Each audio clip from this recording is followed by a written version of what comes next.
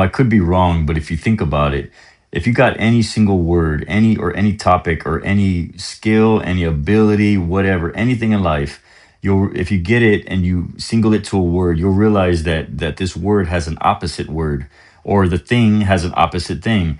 Like for example, like if you're shooting a basketball, you could shoot a basketball too hard or too light, and there's always a sweet spot for everything you do, including that. Like if you shoot a basketball in the sweet spot, it'll make a swish if you shoot it just right.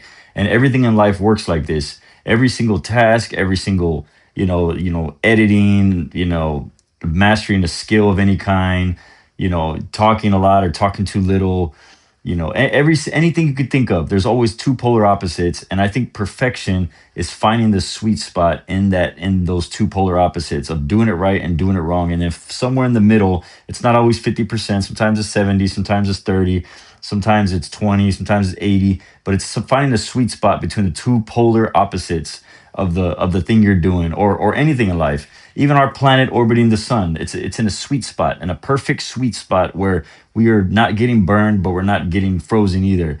And everything in life works like this. You could take any single thing, no matter what it is, and find the two polar opposites and then find the sweet spot to reach its perfect state.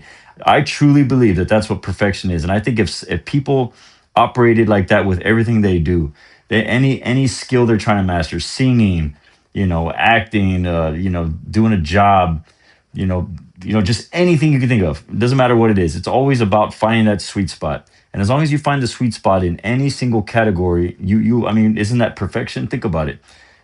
How can it be any other way? It's all about finding. People say perfection doesn't exist, but if you think about it, if you just find the sweet spot in anything you're doing, and that is perfection. And if you do that in enough areas, then you're doing it perfectly, right?